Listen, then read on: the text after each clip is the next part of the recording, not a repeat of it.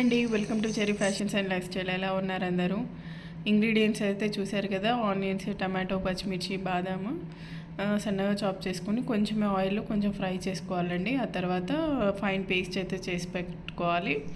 తర్వాత meal maker వేడి నీళ్ళలో వేసి పక్కకు తీసి పెట్టుకోవాలి. మిల్ మేకర్ మళ్ళీ కొంచెం కడాయిలో కొంచెం ఆయిల్ వేసి ఇవి కొంచెం ఫ్రై చేసుకోవాలండి.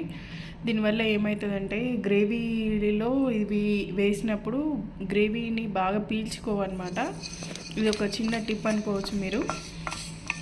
అండ్ తర్వాత చూసారా, కొంచెం ఒకటే బటర్ స్లైస్ వేసాను. నా రెసిపీస్ కనుక గమనిస్తే కొంచెమే ఆయిల్ ఉంటుంది. ఆయిల్ ఎక్కువగా వాడనండి, కానీ టేస్ట్ మాత్రం బాగానే ఉంటాయండి. తప్పక ట్రై చేయండి. దాంట్లో సేమ్ పోపుకి వేసుకున్నట్టు జీలకర్ర, ఆవాలు, పసుపు వేసుకొని అయితే ఫ్రై చేసుకోవాలి. ఆ తర్వాత ఒక ఆనియన్ ఉన్న టమాటో సన్నగా చాప్ చేసి అయితే వేసాను అనమాట.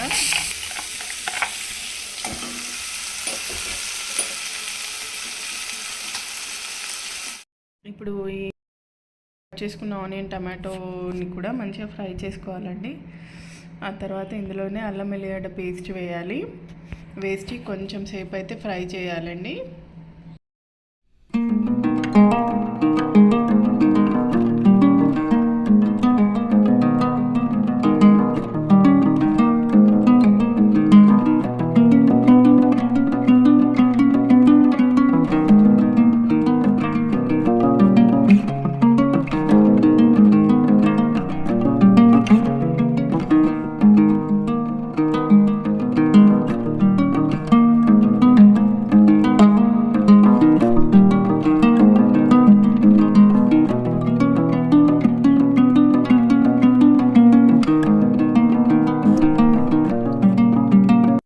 ఇందులో ఆల్రెడీ పేస్ట్ చేసి పెట్టుకున్న ఆనియన్, టమాటో, బాదం, పచ్చిమిర్చి అయితే యాడ్ చేసుకోవాలండి.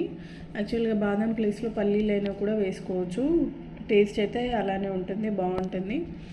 తర్వాత రుచికి సరిపడినంత సాల్ట్ అండ్ కారం కూడా వేసుకోండి. తర్వాత అందులోనే మళ్ళీ కొంచెం వాటర్ అయితే వేసి కొంచెం మళ్ళీ గ్రేవీ కన్సిస్టెన్సీ చూసుకొని అయితే కొంచెం సేపు అయితే మగ్గించాలండి.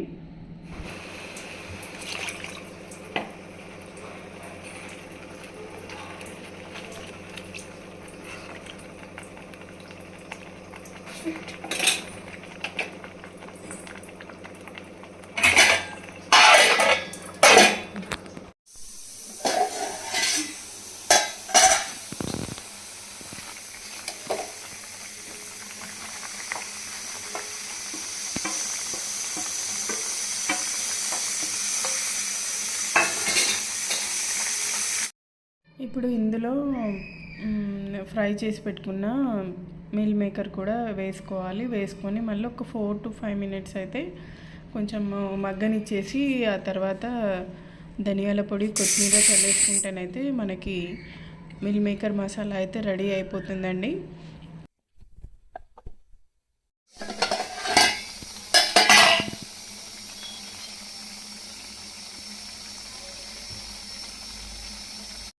మీ కనుక ఈ రెసిపీ నచ్చినట్టయితే ఒక లైక్ అయితే ఇవ్వండి. మీ ఫ్రెండ్స్కి, ఫ్యామిలీ మెంబర్స్కి షేర్ చేయండి. అండ్ నా ఛానల్ని సపోర్ట్ చేయండి.